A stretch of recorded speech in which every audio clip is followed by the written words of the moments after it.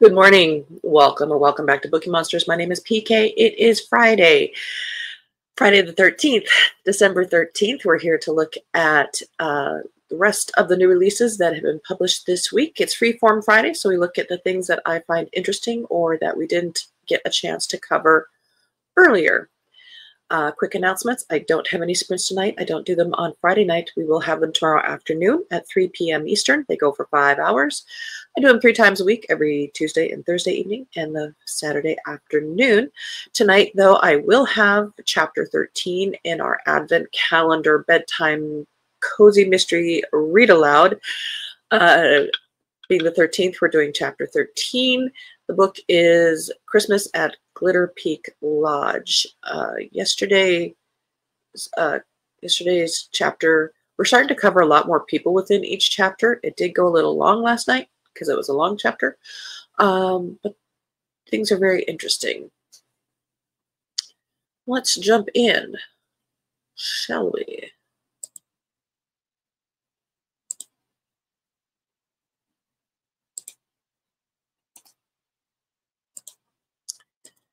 This first one is nonfiction.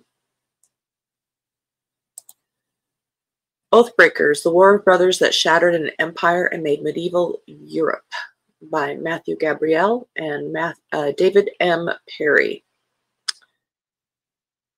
By the early 9th century, the Carolingian Empire was at the height of its power. The Franks, led by Charlemagne, had built the largest European domain since Rome in its heyday. Though they jockeyed for power, prestige, and profit, the Frankish elites enjoyed political and cultural consensus. But just 2 generations later, their world was in shambles. Civil war, once an unthinkable threat, had erupted after Louis the Pious's sons tried to overthrow him, and then placed their knives at the other's neck. Families who had once charged into battle together now drew each other's blood. The Carolingian Civil War would rage for years as kings fought kings, brother faced off against brother, and sons challenged fathers. Oathbreakers is the dramatic history of this brutal, turbulent time. Medieval historians David M. Perry and Matthew Gabriel illuminate what happens when a once unshakable political and cultural order breaks down and long-suppressed tensions flare into deadly violence. Drawn from rich primary sources featuring a wide cast of characters, packed with dramatic twists and turns, this is history that rivals the greatest fictional epics, with consequences that continue to shape our own world. Oathbreakers offers lessons of what deep cracks in a once stable social and political fabric might reveal, and the bloody consequences of disagreeing on facts and reality. The Civil War at the heart of this tale asks, who is in and who is out, and what happens when things fall apart? Does that sound interesting? And they do it within 304 pages. Now this next one caught my attention because it's in the romance category.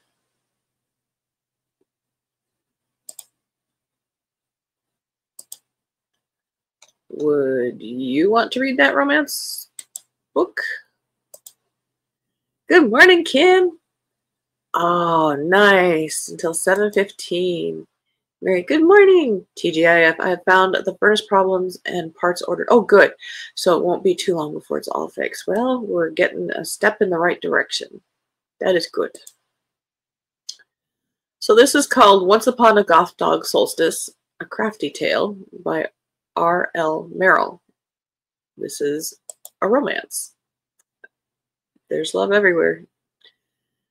Settling in the Bay Area after his stint in the Air Force, Doug Cross's new titles include business owner and member of a goth punk band, and apparently professional do-gooder. When his housemate needs funds for her dog rescue, he willingly whips up goth-inspired dogwear to sell at a local craft fair. He gets a rather cool reception after offering a helping hand to their booth neighbor, however, which is a shame because the bearded artist is the first man to turn Doug's head in a while, etc. But look at that cover. I just had to share.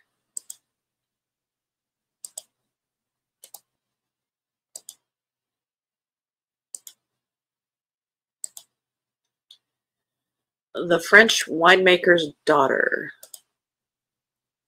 A long way from the handsome swashbuckling man and lovely lady in a flowing dress. No kidding.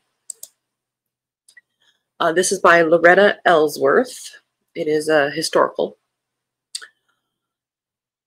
1942, 7-year-old Martine hides in an armoire when the Nazis come to take her father away. Pinned to her dress is a note with her aunt's address in Paris, and in her arms, a bottle of wine she has been instructed to look after if something happened to her papa. When they are finally gone, the terrified young girl drops the bottle and runs to a neighbor who puts her on a train to Paris. But when Martine arrives in the city, her aunt is nowhere to be found. Without a place to go, the girl wanders the streets and eventually falls asleep on the doorstep of Hotel du Roth, where Sister Ada finds her and takes her to the Abbey and watches over her. 1990. Charlotte, a commercial airline pilot, attends an auction with her boyfriend Henri at Hotel du Roth, now the oldest auction house in Paris. Successfully bidding on a box of wine saved from the German occupation during the Second World War, Henri gives Charlotte a seemingly inferior bottle he finds inside the box. Cleaning the label, Charlotte makes a shocking discovery that sends her on a quest to find the origins of this unusual and very valuable bottle of wine, a quest that will take her back 50 years into the past. What is so special about that bottle of wine? Good question.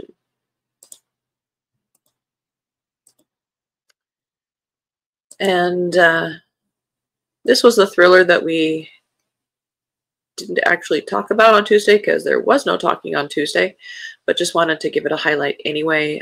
Assume Nothing by Joshua Corin. In 1985, Kat McCann is 6 years old when renowned Austrian detective Alec Lisser solved her mother's murder and unfortunately proved Kat's father as the culprit. 10 years later, Kat is still obsessed with the heroic criminologist. She's also addicted to the best-selling novels inspired by Alec's ingenious deductions, penned by the grande dame of whodunits, who is a bit of a mystery herself. Kat has devoured them all, even the one based on her father's crime. When Kat and Alec fatefully cross paths again, a friendship evolves, and Alec is delighted to share the secrets of his success with such an eager and clever girl by inviting Kat to solve a murder of her very own, one that challenges everything Kat believes about the detective, an elusive author, and Kat's notorious past. Now, as fact and fiction and truth and deception collide, it's all Kat can do to survive the shocking twist ending to her own life story. Interesting indeed. All right, we're going to finish up with the cozy mysteries from earlier this week. Sounds interesting, yes. All right, I believe we ended on the theater one. Did we get a chance to look at this one? Oh, yeah, this was the anthology.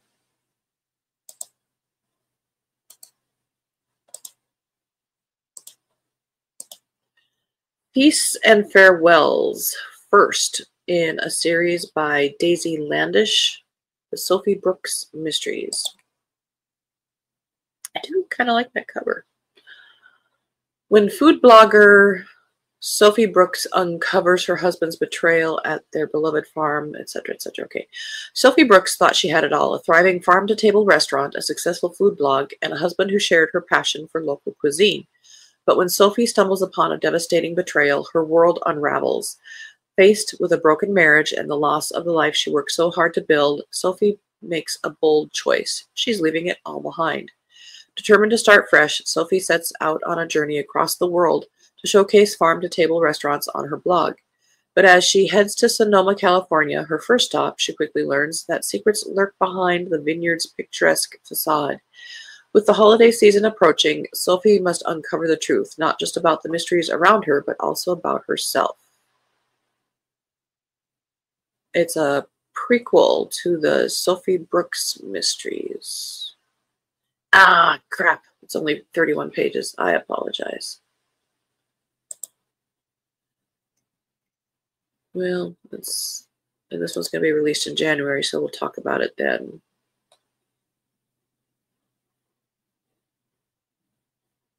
So, if you're looking for a short story to set up a series,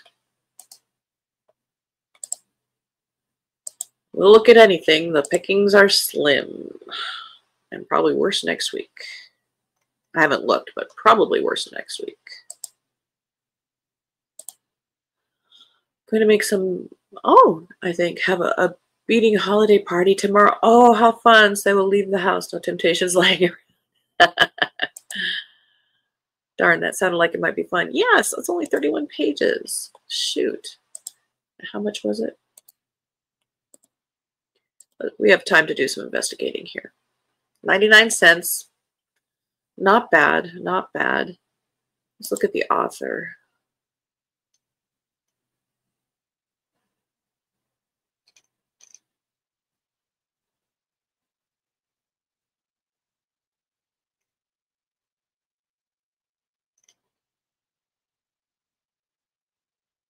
She does Mystic Moonhaven Mysteries. Looks like she's started in romance. Wilma Wade Holiday Mysteries. Looks like there's 5 books in that series. She's done a lot. So this is just launching a new series, it looks like. Ooh, there's 10 books in the Mystic Moonhaven Mysteries.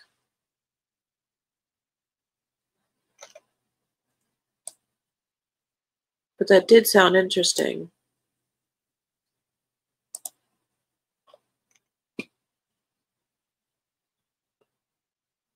It's not released until tomorrow, so we can't look at a sample. But yeah, that one, of course, there's one I'm finally interested in, and I can't look at it, and it's only 31 pages. Christmas falls on a strange day this year. No. Will I only get that day off? Nice when you can combine it with a weekend to make it a long one. Not this year, it seems. What we usually do when it's during a work week is Christmas Eve. We work a half day, so till like 1 o'clock. We'll have Christmas Day off, and then we're back again. We're kind of toying with the idea of taking all of Christmas Eve off as well. Kind of depends on how next Friday and the Monday go. If it's busy, we won't. I planted the seed in Steve's mind, so we shall see. What are your plans? Are you gonna go visit family? Kim says, trying to find a lunch partner for today. Posted on Facebook, no one yet. I'll go with you. I would if I could. Do you have a certain kind of lunch you're in the mood for? Sandwich, soup and sandwich, Mexican, Chinese,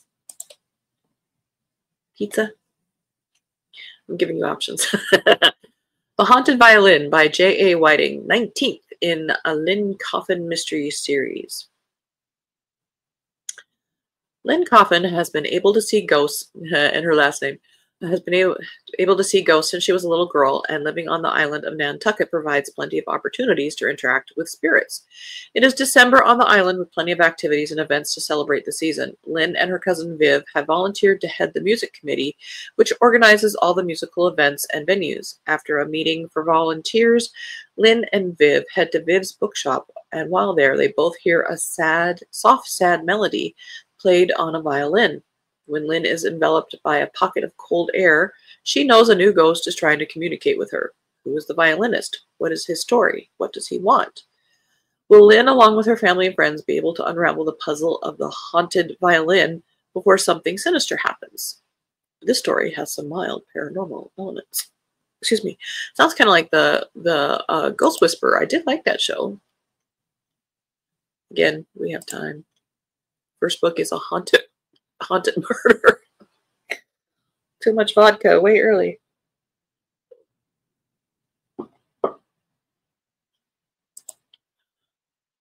We will move on. There's only 2 more. Grilling the Suspect by Karen Musser Nortman, and there's an illustrator listed, Aurora Lightbourne. This is 11th in the Franny Shoemaker Campground Mysteries. Mickey and Janan Ferraro are judging a barbecue contest at River City, where there's trouble. It starts with T, which rhymes with P, which stands for pool. Of course, Franny and Larry Shoemaker are joining them and looking forward to great food and music, as well as their usual camping fun. Sally Shoemaker tags along with a big decision to make, but the competition gets more serious than anything Jane, Ann, and Mickey have seen at previous contests. Franny and Larry get drawn into the mystery, and the whole weekend gets turned upside down.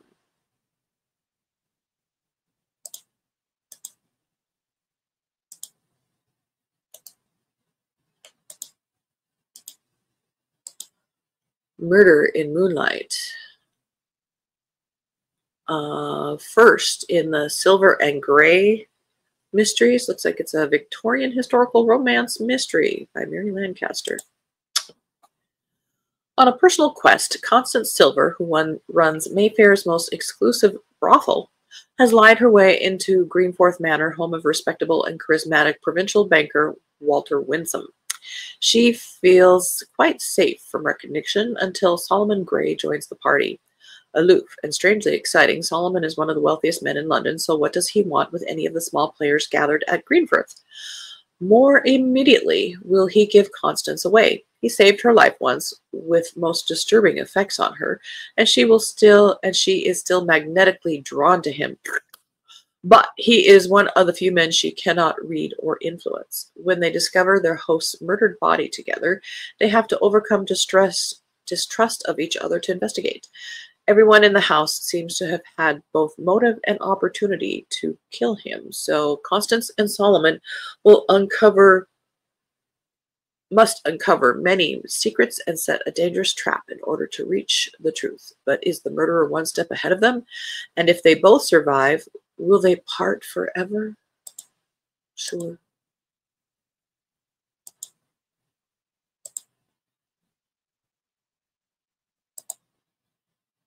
I wish I go to a local barbecue. Oh, nice. Get chicken tenders and sweet potato souffle every Friday. Only day they do sweet potato souffle. Oh, noms. I'd try it. I've not had that. I was tired of eating alone. Oh, man. Could be bold and join somebody. Gosh, Kim, that sounds delish. Haven't had breakfast yet, so that sounds especially delish. I'm hungry. I'm going to my daddy's next Thursday. Oh, nice. My stepbrother and his family come in Friday. I haven't seen them since 2019. Plan right now is we will all leave Monday. Oh, that will be such a good visit.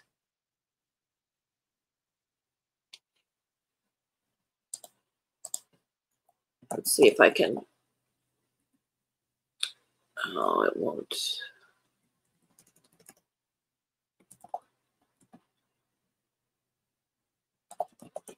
All my links are in the other browser.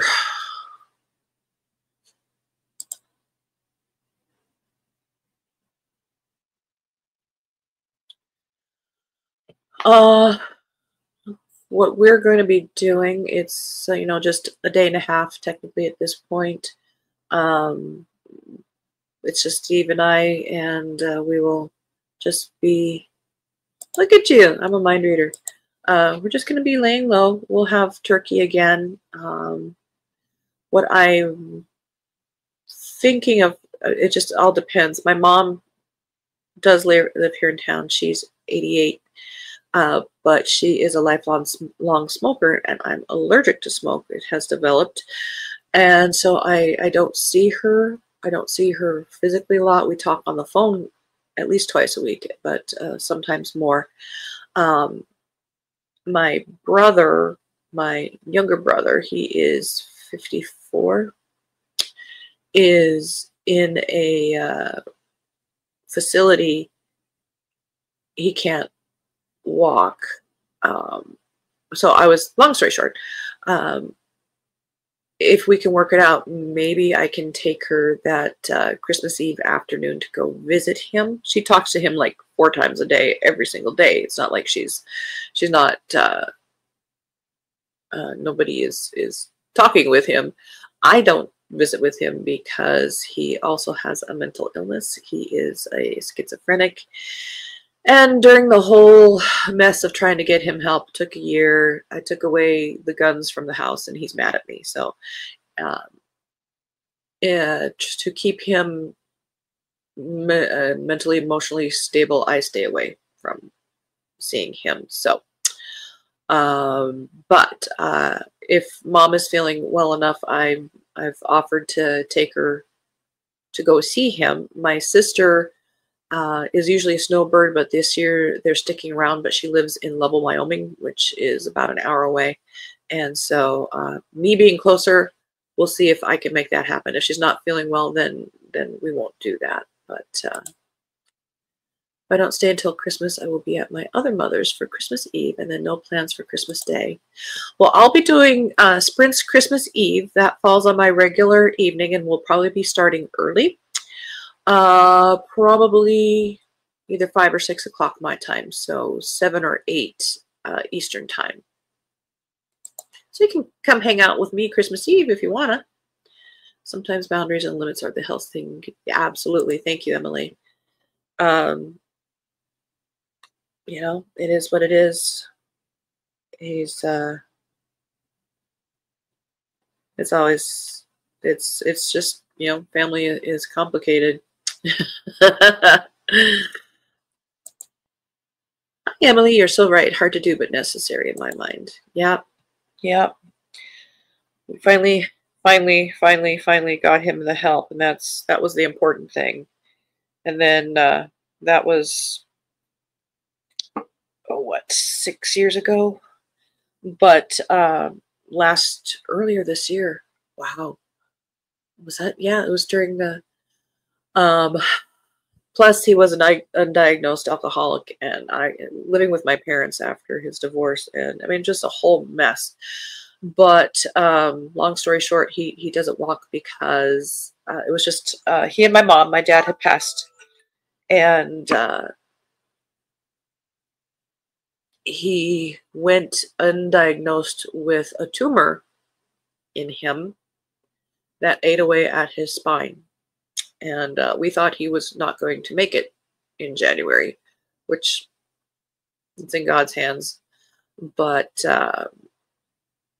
resulting in he lived through the procedure of removing things, but he can't walk. It took too much of his spine, ribs, and so forth. So he is now in a facility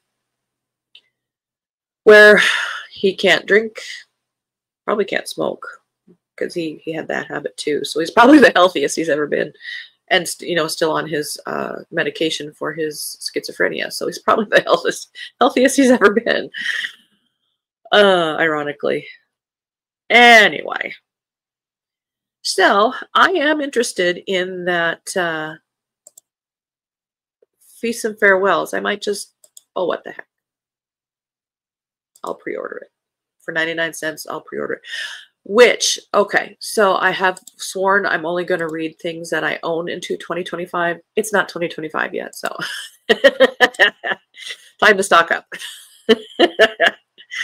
Alrighty, the bell has rung. I have to go get the mail, do one more day of work in the week, and then tonight, no sprints, but I will be reading chapter 13 in our Advent Calendar Cozy Mystery Read Aloud over on the spin-off channel, Tales for Bookeemonsters. And we will have sprints tomorrow afternoon at 3 p.m. for 5 hours. Otherwise, have a very good Friday, TGIF. And everybody be safe. You're in my heart. Please be safe and happy and read good books. See you tomorrow. Yay! Let us know about your lunch plans. You're just squeaking in on WW4. I've got 2 weeks, 2.5 weeks left. Buy everything. No, I really have way too many books. I need to read what I own. All righty. As the banner says, don't be a bookworm, be a bookie monster. Nom nom nom. Have a good day and God bless.